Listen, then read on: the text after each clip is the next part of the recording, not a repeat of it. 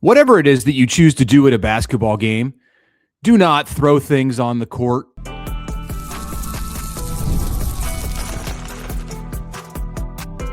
You are Locked On Nebraska, your daily Nebraska Cornhuskers podcast, part of the Locked On Podcast Network, your team every day.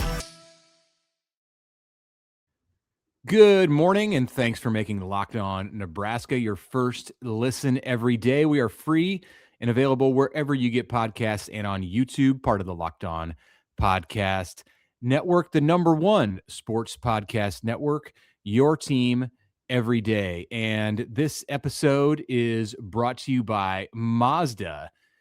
We put that same drive into every detail. Wins define the moment. Putting in the work, that defines you. Stay tuned for highlights in this week's Moving the Game Forward. There's more to a Mazda because there's more to you. All right. Hello, everybody. Welcome. It is Thursday here on the Locked On Nebraska podcast. Connor Happer and Mitch Sherman with you. Plenty of things to cover today, but let's get right into our spring countdown series. Yes. We didn't come up with a creative name for it this year, but we are going to We had one last year, didn't we? Yes. Well, that was our countdown to camp. It was the most important. It was really purposefully wordy, I think. Mm-hmm. Oh, always a good move. But yeah, we come up with something as we fly the plane here. So we've talked about quarterbacks, running backs, wide receivers, tight ends. Let's go to the final position on the offense. The offensive Before line. we do that, I wanted to remind people about the news on Wednesday that Nebraska announced a kickoff time for the spring game. And I bring this up for a reason, because I'm thinking about what that day, March 28th, could be like in Lincoln, Nebraska. You know that kickoff at 11 a.m. comes so that fans can make their way over to the Haymarket Park area and watch Nebraska baseball play Indiana at 2 p.m. and the Nebraska softball team against UCLA also at 2 p.m. That could be a really fun day in Lincoln, in downtown Lincoln. You have no idea where I'm going with this. And I've been preparing for this for like an hour. I definitely do. I definitely do. Yeah. It could be a really fun day if it's not 22 degrees. So did you know, I did some research here. I'm very proud of this. The average high on March 28th in Lincoln, Nebraska is 54 degrees. On March 28th, the record high all time is 90 degrees in 1895. And the record low is 11 degrees in 1898. Last year, in 2025, we set a record on March 28th for the highest low temperature ever on that date. It was 63 degrees for the low on March 28th. Last year, it was actually the second highest low temperature ever recorded on any day in Lincoln in the history of March. Wow. I did not know where you were going with that. I figured you were going to mention something about that day being an Elite Eight day, which it is. It is. In a sport that's played inside. In a sport that is played inside. The counterpoint to, I think, what you're getting at, which is it probably, it certainly has a better chance to be cold than some of the other spring games that have been around for a long time.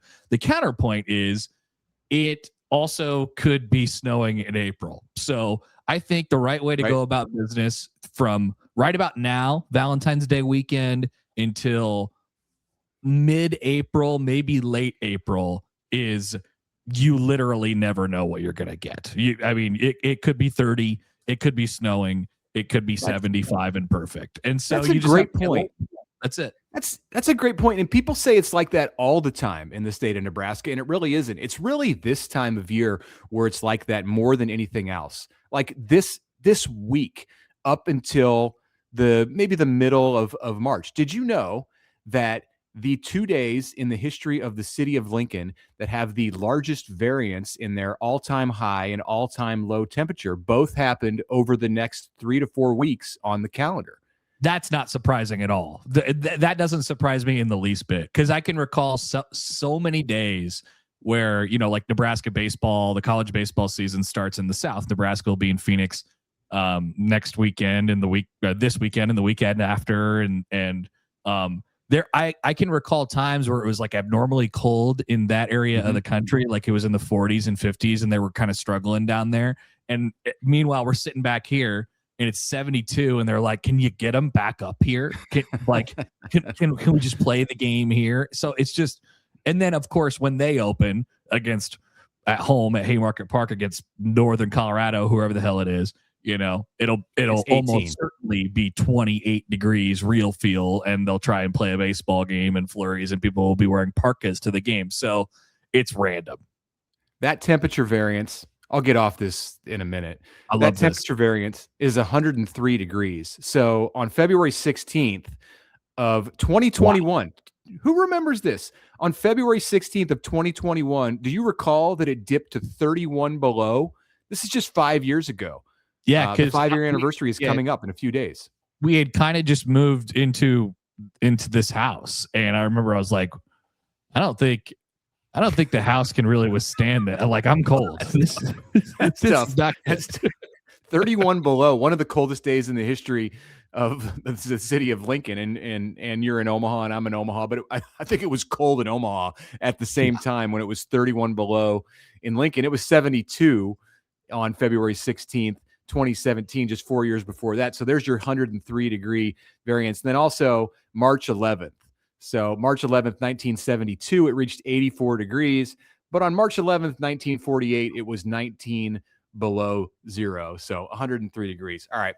We're not going to have a 103 degree swing here. February what? 2021? February 16th of 2021. Yes. 31 below in Lincoln. I'm looking at my you have some pictures or some texts. Okay. What are you looking back at? This is February 8th, 2021. I took a picture of my car's thermometer, and that's messed up. 1F. And then people clowned me on the internet for having a too dirty dashboard, and I think they were probably correct. Yeah. And then I got 30 degrees colder a week later. Not good. Not pretty.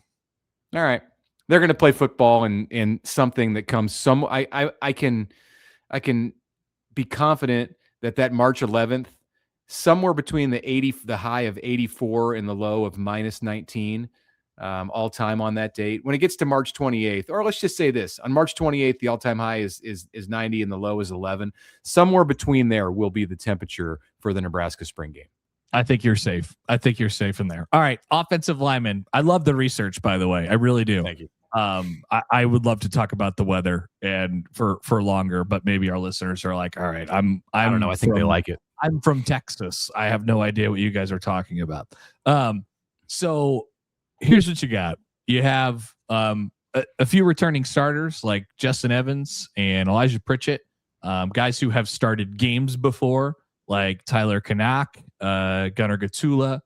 Along that offensive line, you have brought in Brendan Black, who figures to be a starter, Tree Babalade, who figures to be probably a starter, and Paul Mabenga, who figures to be in the conversation, a few freshmen as well, and then some growing depth that is waiting to take a jump, like Brock Knutson, and who's really not young anymore, and Grant Bricks is probably the other one that people look at in that category. I think Gibson Pyle. I think Gibson Pyle was perhaps Preston Taumua. There are things expected of that class. Taumua, Gibson Pyle, Grant Bricks, and maybe this will be the year. On Wednesday we talked about the wide receivers and who might come of age, and if it was going to finally be the year for Demetrius Bell, who's been often injured in his Nebraska career. You can kind of, and it's some because of injury. Gibson Pyle was hurt last season, a season-ending injury in camp. But that's the similar discussion about these offensive linemen who are in their third years in the program. And Nebraska, as Matt Rule says, he makes no excuses about going out and trying to recruit over the top of players.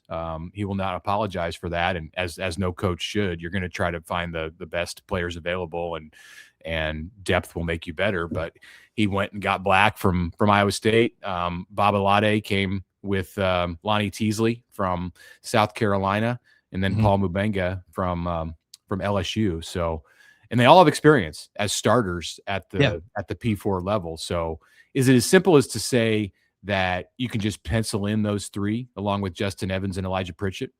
Probably not. I mean, I bet Tyler Kanak and Gunnar Gatula would have something to say about that. No doubt. You know, and you know, whoever provides depth there, I think you have good depth in you know, at whether it be a couple of guys at the guard spot or some emerging guys at the tackle spot, or at least people that you can put in there that have played before, right? And you're not just like, oh God, I don't know what's going to happen. So, long story short, here, like, I think I like this group. You know, I like Evans is a stalwart. Easily trusted, you know, like he was out there every snap last year, and Pritchett. I mean, I feel really good about Pritchett. He ended the season, I thought, really well.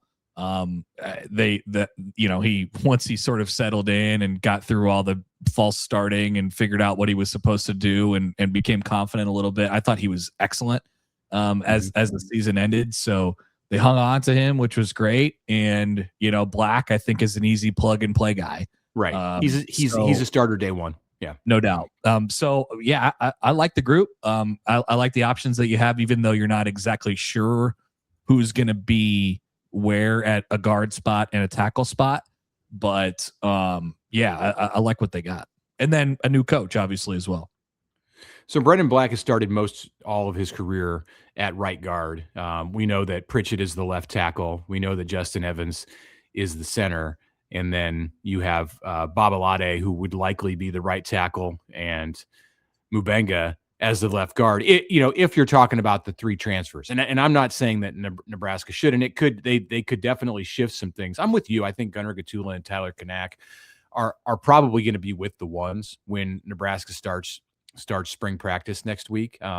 Maybe not like the first five, but they're going to be right there rotating with if not on the first line, rotating with the starters. I think the key to this entire offensive line, you know, it sounds odd to say, is how much do the younger players grow up? How much does Sam Sledge, how much is he able to push for playing time? How much is Taumua, Gibson Pyle, and Grant Bricks? You can put Jake Peters in that group too. We haven't heard as much about him, but you know, he's in that same class as a sophomore, and you know, they expect big things out of Claude Mapuma, the freshman from Chicago. Although as a first year player, it's probably not as likely to happen in 2026. Right. Yeah. So I think there's a lot of potential for some upward mobility there, and you know, maybe Geep Wade could sprinkle some magic dust on it, and all of a sudden, I mean, I don't think people look at the offense last year and were like, well, the offensive line was bad, so you can't. I don't know that was necessarily the case. You know, so especially once they figured out that Emmett Johnson was their guy and they were just going to ride him. So I like their chances along the offensive line. I think Babalade is a guy who struggled a little bit in his career, but there's obvious talent there, and so they'll throw him in the mix with Gatula and Kanak and figure out where it goes from there. But I think this group has a chance to be pretty good. You know, like not really good, but good enough certainly for everything else, if they have a sense of direction and stuff like that to really fall into place on the offense. Let's come back and finish up this conversation about the offensive line, and then we'll get to those fans who threw things on the court Tuesday night at PInnacle Bank Arena. That is after this. I'm Kalia Butler, host of Locked On Women's Basketball, and this is Mazda's Women's Basketball Snapshot, celebrating the work no highlight reel can ever capture. Dawn Staley and South Carolina remain on top of the SEC standings after handing Tennessee their worst defeat in program history with a final score of 93-40. In the 43-point win, South Carolina shot 69% from the field. Tessa Johnson had a perfect shooting night, scoring 24 points, shooting 4 for 4 from the floor, including 2 threes, and made all 4 of her free throws. And UCLA remains undefeated in Big Ten play, topping Michigan 69-66 as Player of the Year contender Lauren Betts put up a double-double, scoring 16 points, collecting 16 rebounds, and adding 5 assists and 3 blocks. These moments are earned off the clock, those long before the lights ever come on. The sweat, the fakes, the doubt, the scrapes, and coming back for more every time. Mazda puts the same drive into every detail. Wins define the moment, putting in the work, that defines you. There's more to a Mazda because there's more to you.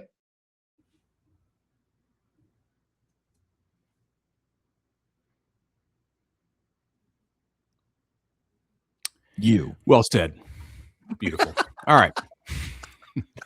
Thanks for making Locked On Nebraska your first listen of this day. And thanks for making Locked On the #1 sports podcast network. I didn't want to cut that conversation short. We were running out of time on the first segment about the offensive line. So just one more thought. I think that this is the group, and it's probably easy to say about the offensive line in any year, but I think because of some of the questions that Nebraska has at running back and the strengths that Nebraska has at wide receiver and the reliance that Nebraska is going to have just because it's Nebraska and it's Anthony Calandria at your quarterback, the reliance that they're going to have on that quarterback position. The offensive line holds the key to what Nebraska can do in 2026. And you could probably go through college football and say that about most teams and most offenses, but I feel like it's more relevant to what's happening in Lincoln. I think the development that Nebraska has with its young pieces and the ability to plug in those transfers and preferably get 3 starters, but even if it's 2 starters and then a rotation guy out of those players that they were able to sign out of the portal, if you can do that and they play at a high level, like at a Big Ten caliber level consistently, then I think Nebraska has a huge step up, a big edge moving in the right direction to turn this into an offense that isn't just, an offense that has direction. Part of the reason, I know you've talked about this a lot, Connor, part of the reason Nebraska doesn't have direction as an offense is because it's been hard to identify what the Huskers are good at. And a lot of that has to do with inconsistency on the offensive line. Yeah. And I don't think this line with the pieces that they have, and, remember you're always an injury or 2 away from it looking vastly different, but I don't think this offensive line will sink them. So in the past, you just really didn't know what you were going to get at 3 of the spots or 4 of the spots or whatever it is, and you were trusting guys who hadn't played before or whatever it might be. There's some depth, there's some experience, and that's what you want at every position. So no, I don't think this will be a group that sinks them. And so you're off to a good start in that category right away. Okay, Nebraska hoops. I don't actually recall how much we got into this, even though we just taped this podcast a few hours ago on the Wednesday show. I know we discussed it. It was clearly the big talk item out, other than the fact that Nebraska came from 22 down to force overtime and the rebounding edge. But it was clearly like the viral moment or item that came out of Nebraska Purdue on Tuesday night in Lincoln. And then Nebraska went and acknowledged it on Wednesday. So legitimizing essentially what was floating around the internet. During the timeout with 4.1 seconds to play in overtime, something flew out of the stands at PBA from behind the Purdue bench in the direction of the Purdue bench. There were allegations from a Purdue official on social media that it was a full can of beer. I don't know. It may have been, perhaps not. I did check, and you can buy cans of beer at PBA. It's not just all on tap. I would think if that happened, Connor, that we probably would have seen more evidence of the can of beer, but who knows? Maybe it was water. It was definitely something, because on Wednesday came this statement from Nebraska Athletics, quote, "We are working with the staff at PInnacle Bank Arena and law enforcement officials to investigate the incidents," plural, "identify the individuals, and take appropriate action. Once that process is completed, more information will be made public." Yeah, they'll catch them. Whoever chucked that thing. So yeah, don't throw stuff. And ultimately, the place where you were like, oh man, that happened at that timeout, and then Jamarcus Lawrence slips right in that area and loses the game like immediately after that. And is it possible that the two are connected in some way? Yeah, I think it's possible. I don't know that for sure. I don't know what he slipped on or where it came from, but that's basically where the incident happened or where the thing landed. So like the karma immediately came back potentially in that case, and it may have cost Nebraska a chance to win the game, which is crazy. And obviously that wasn't the objective. I don't know what the objective was when whoever hucked it out of the stands hucked it, but they'll find whoever that is, and they won't be allowed to go to games anymore, probably. Somebody drank a few too many of those beers and then got way too excited and took out their anger in the wrong way. Do not throw things on the court. Like, you are making the product worse. You are endangering people. You are embarrassing the fan base that you're a part of and the school that you're cheering for whenever something like that happens. It's terrible and it's awful, and it can hurt people. So hopefully we do not see any of that moving forward at PBA. And it's good that Nebraska put out as strongly worded of a statement as it did. Yeah. Bad move. So let's regroup here on Nebraska basketball as they are. I don't know if they're licking their wounds at all, but they've lost 3 out of 4 now to all excellent teams, and they get sort of another get right opportunity on Saturday at home against a team that they absolutely crushed on the road in Northwestern before they head back out on the road to Iowa City on Tuesday. And I have little doubt in my mind that Nebraska will be able to continue to take care of business against teams who are clearly lesser than them. So it's not the Northwestern game that you're looking at really going forward, although they can't afford to fall asleep at the wheel here. That Iowa game on Tuesday is huge. I mean, we talked about the desperation factor with Purdue, how bad they needed it, and they played like it, especially in the opening, segment or two of that game, and built themselves a nice lead. Iowa's going to have the same desperation. They're fighting for conference placement, and they're fighting for seeding, and having a Nebraska pelt on their wall would be gigantic for Iowa. So I'm sort of looking ahead a little bit to that. Iowa doesn't have a giant win on their resume right now. They have beaten UCLA at home, but nothing in the area, and they beat Indiana on the road, which is a nice win, but they have nothing like a Nebraska win on their resume. So it's going to be a big one for them on Tuesday. The Hawks could get one of those before they face Nebraska, with Purdue coming into town on Saturday. That's a Fox game at 4 p.m. Number 13 Purdue, 20-win Purdue, fresh off the win against Nebraska, going to Iowa City. And as we record this episode right now on Wednesday, Iowa has a narrow lead against Maryland on the road, going for win number 7 in a row. So you're right. It's possible that Iowa, when Nebraska goes in there on Tuesday night, could be one of the hottest teams, not just in the Big Ten, but in the country. That is, if Iowa holds on and beats Maryland here on Wednesday night and then takes care of Purdue. I would think that Purdue, I would guess Purdue will be favored, maybe by a small number at Carver Hawkeye on Saturday. And I would guess that Nebraska will be a couple of point underdog going into Iowa City on Tuesday the 17th. Just my guess. Looks like it. Ken Palm's usually pretty close on this. Has Iowa beating Purdue by 1, has Iowa beating Nebraska by 2. Probably we're looking at 1 or 2 point spreads in both games, maybe in favor of Iowa, maybe pick'ems, who knows. Also on Wednesday night, we don't know the result yet, but Northwestern is playing Michigan, is hosting Michigan. And we're going to assume that the Wolverines won that game. If not, oh my gosh, what an upset! But if Northwestern lost that game, it'll be 10-15 coming to Lincoln on Saturday for that noon tip at PBA on a 5-game losing streak with just 1 win. That was at USC, since Nebraska won by 19 in Evanston back on January 17th. So Northwestern does have a unique player in Nick Martinelli, the 6'7" wing slasher, who is just giving teams fits in the Big Ten. And he had 22 and 10 against Nebraska when the two teams met last month. So Nebraska has to get back on track, has to clean up the rebounding, and then get ready for a tough finishing stretch that includes Iowa twice.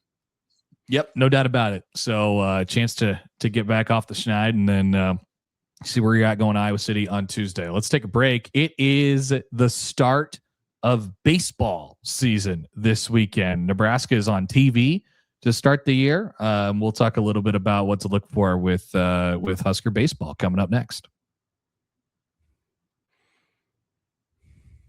But first, a word from TurboTax. Tax season doesn't have to take over your life. This year, TurboTax is making it easier than ever to just hand things off and move on with your day. With TurboTax full service, you can have your taxes done for you by a trusted local expert, start to finish, without the stress or guesswork. So instead of spending hours trying to figure out forms, you could just meet with the local TurboTax expert in person or connect online, and then they'll handle everything for you. W-2s, self-employed forms, whatever you might need that will complicate your tax season. TurboTax is there for you. Upload your documents straight to the TurboTax app. It's going to be a big time saver for you this time of year. For a limited time, you could have your taxes done by a local TurboTax expert for just $150 all in. If a TurboTax expert didn't file for you last year, all you have to do is file by the end of the month, February 28th. Take taxes off your plate and get back to your life. Visit TurboTax.com/local to book your appointment today.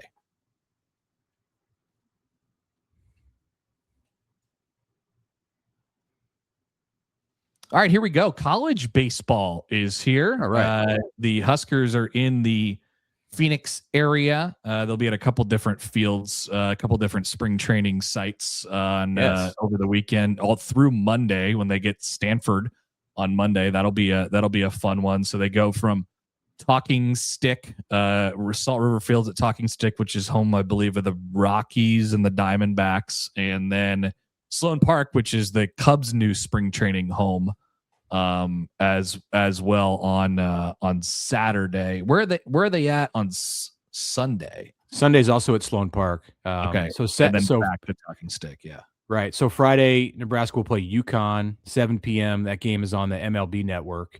The only one that's on, I don't know. Do you call the MLB Network actual TV? You have to have. Yeah. A certain it is. Is it? Are they back on YouTube TV? I don't think so. No. Last year I had to pirate that game in some way, and I think I was able. I wasn't doing anything illegal. I think I played it on my computer, and I mirrored it onto my TV. Come get me. I'm mirroring I'm mirroring the MLB Network onto a TV in my house. You can do that. You can find a way to do that. You might be able to watch it for free on the MLB Network by just going and looking at it on your computer. The rest of the games, including the Stanford one, which is a little disappointing, they're not putting that on MLB Network. Those are just all streaming on MLB.com. So you can probably put those in your TV in some way, shape, or form as well. But yeah, Friday 7. No doubt. Yeah. Is UConn any good? I mean, you see Big East baseball. Yeah, I saw UConn 4 times last year. They were an old group last year. UConn does a thing where they take a bunch of, and I don't know exactly what their roster looks like, but they have a few guys back, including the Big East preseason player of the year and Tyler Minnick.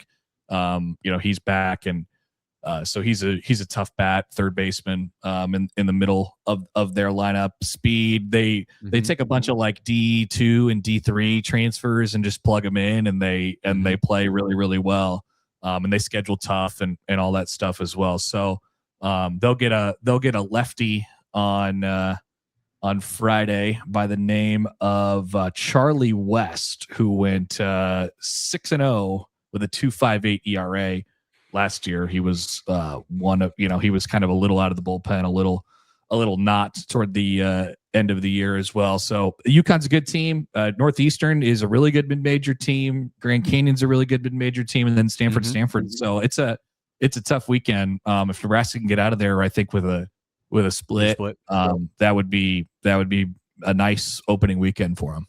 Nebraska's had some run-ins with Grand Canyon through the years, but continues to go play them, and that's cool. I like it's a strange rivalry, Nebraska Grand Canyon, but I think the players who've been around it for the last 2 years might say that it is. That's the Sunday game, and interestingly, that's the game that Nebraska is throwing Cooper Katsky. It's anticipated ace. So Ty Horn, who's the veteran of the pitching staff or one of the veterans, is going to pitch Friday night against UConn. But Cooper Katsky, he's was a third-team All-American last year at Miami of Ohio, went 11-2, played 2 seasons at Indiana before that. He will pitch on Sunday night against Grand Canyon. presumably to set him up for a full week of rest before he then pitches against Florida State next Sunday in Arlington, Texas. Nebraska has another really tough second weekend.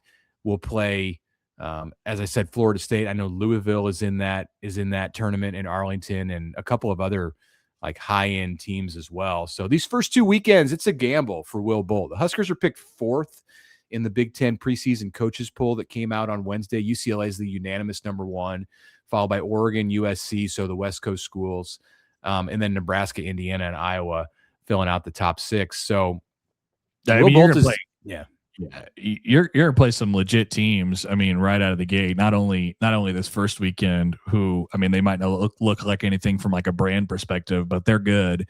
And then the second weekend, it's Louisville, K-State, and Florida State, and then the third weekend, it's a straight roadie at Auburn, who's feels like they're in a super every year. So this is a big opening stretch. It's a tough schedule, and so for the northern teams, of which Nebraska is one, certainly like if you can get out of that with a winning record, or definitely take a few of them, you're going to put yourself in a good position from an RPI standpoint. And then there is some more depth in the Big Ten this year with UCLA and who's a college World Series team from last year. You go on the road to Michigan early. Indiana's always really good. Nebraska does go to Oregon this year. They get USC at home. They don't get UCLA on the regular season schedule this year, but I mean, that is it's a tougher league now than it with the West Coast teams than it has been. Yeah, it's as I said, a gamble. We've seen some years where Nebraska started. Darren Erstad used to schedule aggressively, and it can make your season. It can help you. It can get you off to the right kind of a start. If you just basically split these games, you're going to set yourself up well to be in position for the postseason. But what you can't do is go out and go like 2-10 the first 3 or 4 weeks. So obviously Nebraska will be looking to avoid that. And I think they feel good about their pitching staff. And that's really what has to carry you when you play the high level competition. So we'll get a good taste of a good sense, good feel for what Nebraska baseball is with these 4 games in 4 days to start the season in and around Phoenix. And then number 11, Nebraska softball, continue to talk about Rhonda Revell's team, which is a College World Series contender. The Huskers are in Clearwater, Florida. And speaking of tough scheduling, the softball team has won up to the baseball team with the way that they're going to schedule. And I want you to check out this TV lineup for Nebraska this weekend. So the Huskers play this morning. If you're listening to this at 9 a.m., turn on ESPN2 because Nebraska's playing number 12 LSU right now. You may remember that Nebraska went to Baton Rouge for regionals last year and swept through that regional. I believe the Huskers did not even have to play LSU in that regional, and then advanced to the super regional against Tennessee, which is now ranked number 3 in the country and will be an opponent of Nebraska's on Friday at 11 a.m. in Clearwater. Huskers also have number 20 Georgia and UCF this weekend. And then on Sunday at 5 o'clock, this game is on ESPN. Nebraska against number 1 Texas Tech. Texas Tech lost to Texas in the CWS finals last year. You don't know because it's at the end of a long weekend, but you could get Jordy Fromm, Nebraska's ace, National Player of the Year by some accounts, against Najari Kennedy, who was also a National Player of the Year type last year for the Red Raiders and took her team, the Stanford transfer, all the way to the finals in Oklahoma City. Yeah, that's a schedule. And they're both Kennedy and Fromm are two-way players. Like you'll see them hit and pitch. That's the type of thing where like you're going to be a team that can handle it from a talent perspective, and even if they lose a couple, you're like, all right, we're gonna be okay. So they're really challenging themselves at this time of the year, which is good. And they'll continue to do it throughout February. See some of the best teams in the country, and teams that they're probably going to end up in a regional with, or in a super with, or in the College World Series with. So it's a tough one for sure. You got to have more than one pitcher. I know softball is a sport where where you can largely ride a pitcher, especially when you get to the postseason. But you go to a tournament like this and play 5 games in 3 days, and you need somebody else. So Nebraska can't entirely rely on Jordy Fromm, the senior. Last weekend in the Huskers opening weekend, it was Alexis Jensen, the true freshman from Gretna High School, who was she was out there in the season opener. So she played some sports with my daughter way back in the early years. Nice. Got it.